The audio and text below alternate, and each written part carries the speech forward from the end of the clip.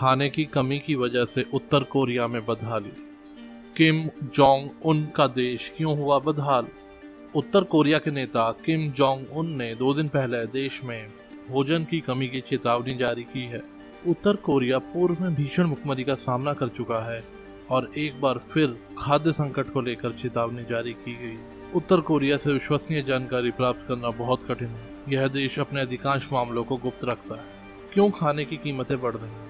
आम खाने की चीजों की कीमतों में अत्यधिक वृद्धि सामग्री की कमी की ओर स्पष्ट संकेत करती है। उत्तर कोरिया में अपने संपर्कों के माध्यम से डेटा एकत्र करने वाली वेबसाइट एनके डेली के अनुसार उत्तर कोरिया में 1 किलो मकई की कीमत फरवरी में 3,137 वॉन तक पहुंच गई थी। यह 200 रुपए प्रति किलो के बराबर है। एशिया प्रेस वेबसाइट के मुताबिक जून के मध्य में कीमतों में फिर से इजाफा हुआ। यह वेबसाइट उत्तर कोरिया में तस्करी कर लाए गए मोबाइल फोन के जरिए जानकारी लेती है। उत्तर कोरिया में लोग चावल से कम मकई पसंद करते हैं, लेकिन यह चावल से सस्ता है, इसलिए इसकी खपत अधिक है।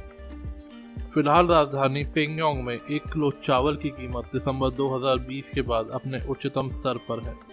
हालांकि कीमत में उतार चढ़ाव बना हुआ है। बाजार भाव पर नजर रख के ही आर्थिक गतिविधियों का अंदाजा लगाया जा सकता है। उत्तर कोरिया मामलों के विशेषज्ञ बेंजामिन सिल्वरस्टीन का कहना है, उत्तर कोरिया में ज्यादातर लोग खाने पीने का सामान और अन्य जरूरत का सामान बाजार से खरीदते हैं। वह कहते हैं, सरकार नौकरशाही के बहुत छोटे हिस्से को ही जरूरी सामान मुहैया कराती है। सरकार से जो सामान मिलता है वह घरेलू जरूरतों को पूरा नहीं कर पाता है। इतना ही नहीं, शहर से दूर क्षेत्रों में सरकारी आपूर्ति व्यवस्था भी बहुत विश्वसनीय नहीं है। इसका मतलब है कि देश में आबादी का एक बड़ा हिस्सा अपनी खाद्य जरूरतों को पूरा करने के लिए बाजार पर निर्भर है। खराब मौसम की वजह से बर्बाद हुई फसल। खाद्य संकट की चेतावनी देते हुए किम जोंग उन ने अपने भाषण में पिछले साल तूफान और खराब मौसम से हुई तबाही का भी जिक्र किया। पेरिस स्थित कृषि निगरानी संगठन जियोग्लैम के अनुसार उत्तर कोरिया में 1981 के बाद से अप्रैल और सितंबर 2020 के बीच देश में सबसे अधिक बारिश हुई।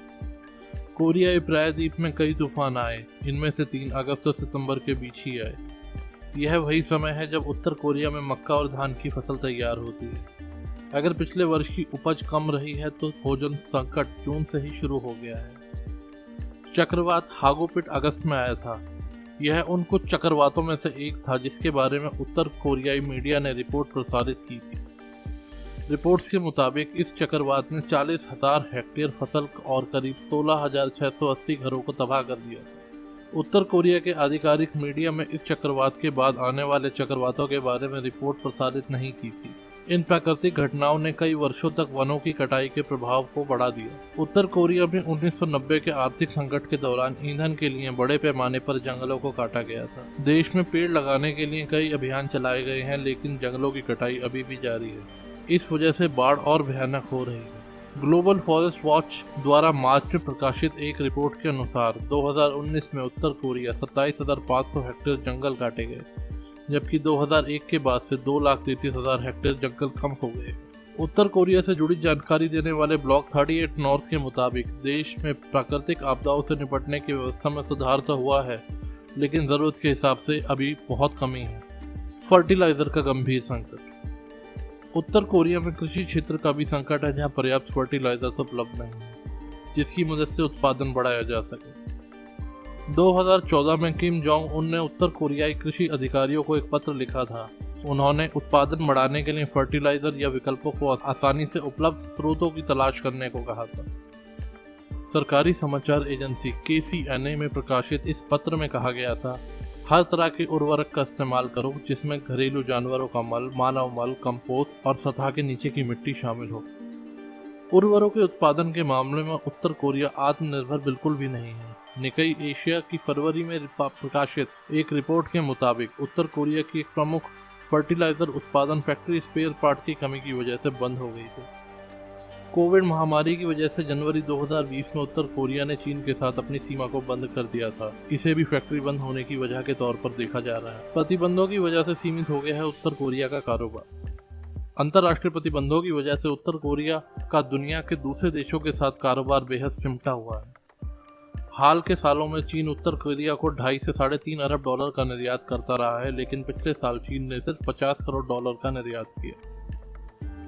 वहीं सैटेलाइट तस्वीरों के मुताबिक चीन और उत्तर कोरिया के बीच डाडोंग और साइन्यूज बॉर्डर पर वाहनों का आना जाना भी 2019 के मुकाबले बहुत कम हुआ है। Centre for strategic and international studies की एक रिपोर्ट के मुताबिक इससे संकेत मिलते हैं कि सीमा व्यापार के लिए बंद रही होगी। शोधकर्ताओं के मुताबिक सीमा पर जहां सितंबर 2019 में 100 से अधिक वाहन गिने गए थे, वहीं मार्च 2021 में इनकी संख्या मात्र 15 थी। हालांकि इस इलाके की तस्वीरों में पिछले 2 साल के मुकाबले इस साल मार्च में अधिक रेल के डिब्बे गिने गए। इसका मतलब यह भी है दोनों देशों के बीच व्यापार फिर से बढ़ सकता है। वहीं उत्तर कोरिया पर नजर रखने वालों का कहना है कि इसके बाद दोनों देशों के बीच सीमा के खुलने का कोई संकेत दिखाई नहीं दे रहा। कम हुई खाद्य मदद। सीमाएं बंद होने की वजह से उत्तर कोरिया खाद्य मदद भी हासिल नहीं कर पा रहा है।